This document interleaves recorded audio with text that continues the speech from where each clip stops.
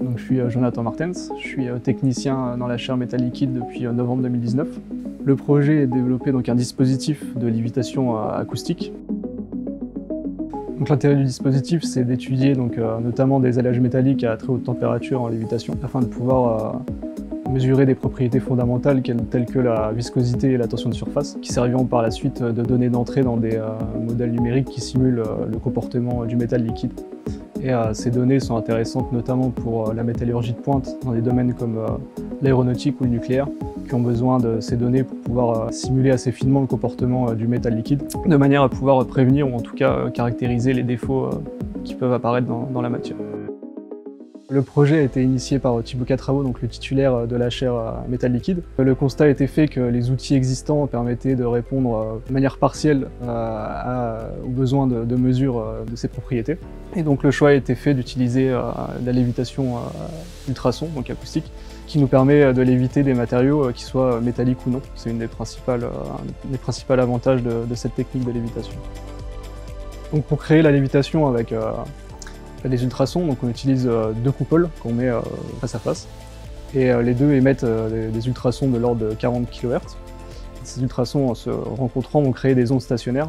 Donc le but, c'est de pouvoir léviter une petite quantité de matériaux, donc typiquement des billes de 2 à 3 mm de diamètre. Donc un premier prototype a été fait en 2019 sur la base de travaux réalisés à Bristol. On a réalisé la première coupole, la première version, donc, qui nous permettait de léviter des billes de 2 à 3 mm d'acier pendant un temps limité.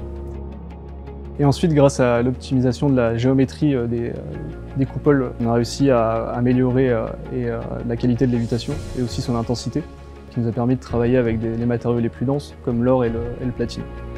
Et ensuite, sur la partie chauve de l'échantillon, on a utilisé un laser et un chemin optique qui nous permet de diviser le faisceau en 3 faisceaux. On a mis ce dispositif sous cloche, dans une boîte à gants, qui nous permet de travailler avec une atmosphère contrôlée et de limiter des problèmes notamment d'oxydation du métal liquide. On a aussi développé un système de stabilisation de notre échantillon et un autre dispositif qui nous permet de créer l'échantillon in situ. Et ces deux innovations ont été protégées par des brevets déposés par la SAT Science. Et aujourd'hui, du coup, on est capable de faire des mesures de viscosité et de tension de surface sur du cuivre à plus de 1300 degrés. Les perspectives sont de pouvoir réaliser des mesures sur un plus large panel de matériaux, et notamment des super alliages base nickel sur des alliages de titane.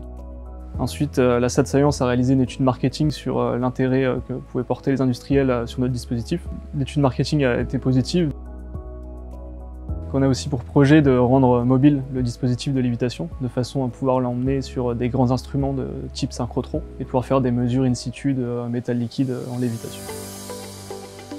Ouais, je suis très honoré de recevoir cette distinction personnelle, mais qui est avant tout le résultat d'un travail collectif. Donc je suis content d'être le visage de cette recherche. Mais voilà, je voudrais remercier tous les gens avec qui j'ai travaillé, qui ont rendu ce dispositif comme il est actuellement et qui m'a permis d'avoir ce prix.